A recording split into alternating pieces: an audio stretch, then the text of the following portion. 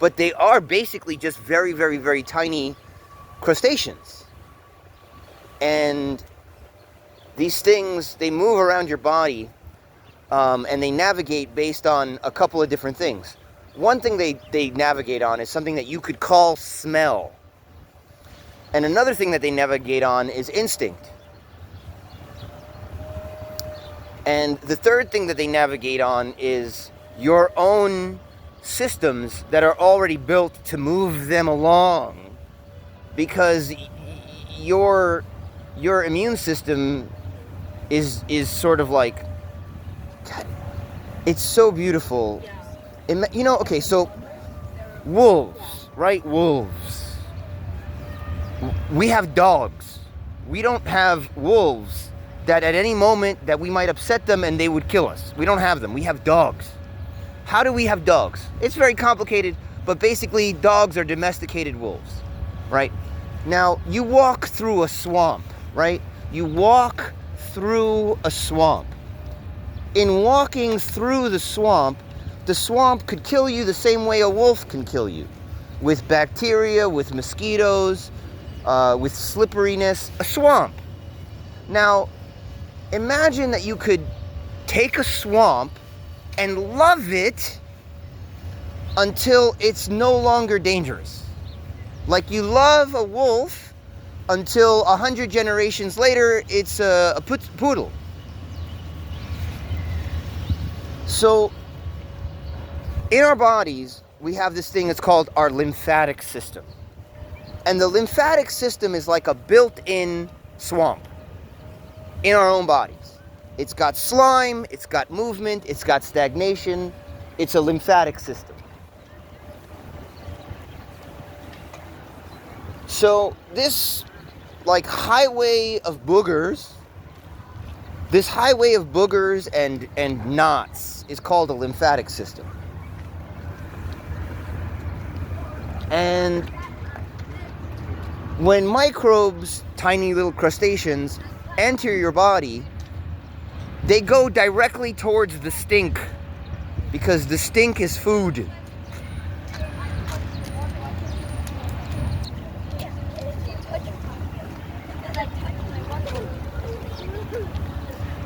Now, one of the problems of taking too much medicine or all of the medicine is that life is hell.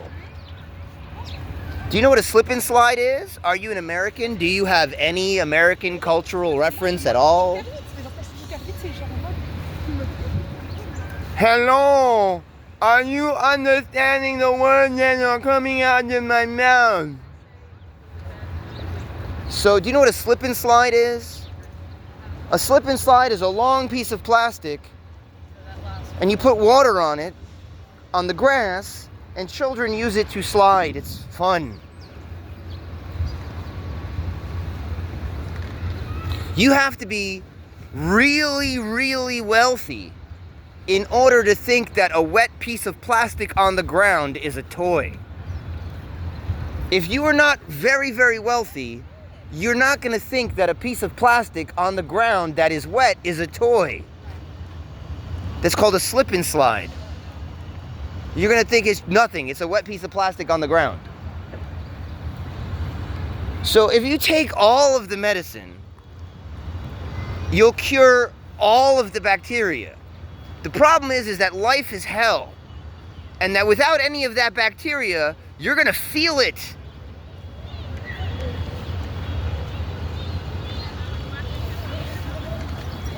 How is it that the slime in your body protects you from the pain of life? Well, look at that little teddy bear.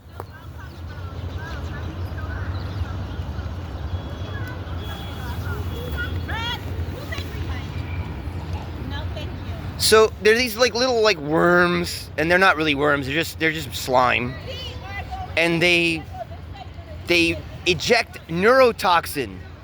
And this neurotoxin numbs you. It makes you feel nothing. It numbs you. That's so that these little wormy things can eat you. Look, there's a park right there.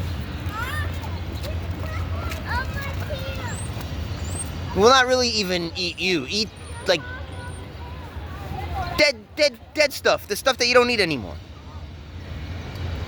Now, in producing these neurotoxins, they numb you from the pain of life. So if you take all of the medicine, you'll feel really good for a little bit of time. You'll get a couple of really big pimples. Watch a movie called Basquiat with Jeffrey Wright to learn about that. And then after that, you'll feel like you're trying to go down a slip and slide with no water. Your knees will feel like they have sandpaper in them. Your relationships will feel like they have sandpaper in them. Wonderful. But you're not going to eat this whole bag, you know that, right? Chocolate came in. So when you see someone that looks like they have an ant colony of lice living in their liver, like their face looks like an anthill, it's because they have an ant colony of lice living in their liver. That's why they look like they have an ant colony of lice living in their liver, because they have an ant colony of lice living in their liver. That's why when I look at someone who has a bunch of acne on their face, I'm not like you. Fake as fake can be. I'm real. I look at somebody that has, mad pustulations on their face and I go, oh!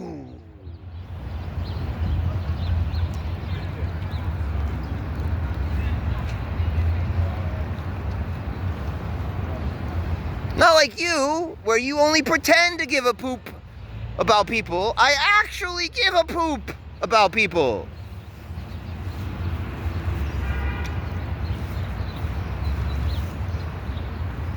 So you're like, okay, why don't doctors then cure everybody's diseases? I'm like, I thought I already explained this to you. Oh, you don't understand. The same thing that you would do to an individual, that you would cure all their illnesses and then it would be eternal suffering for them. Are you going to try to do the same thing for society? Are you going to try to over-enforce society's own rules in order to sabotage a system of grace that actually works? Why would you do that? Why would you go into a society, take their rules, enforce their rules too much, and ruin the entire system that would actually work? Why would you do that?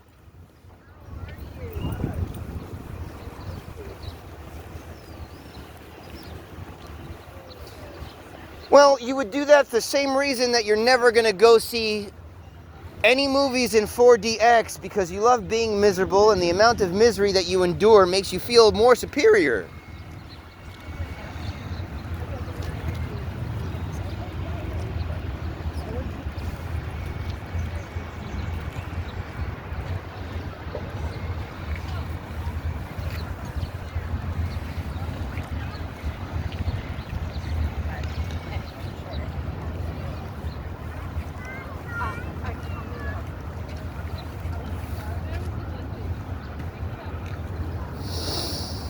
Ay, ay, ay. Anything else?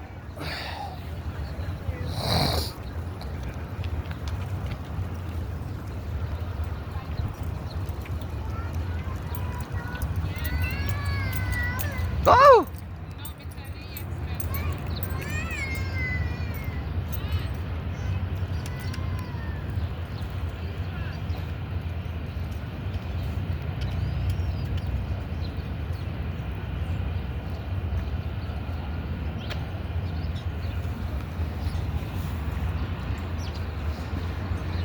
Oh!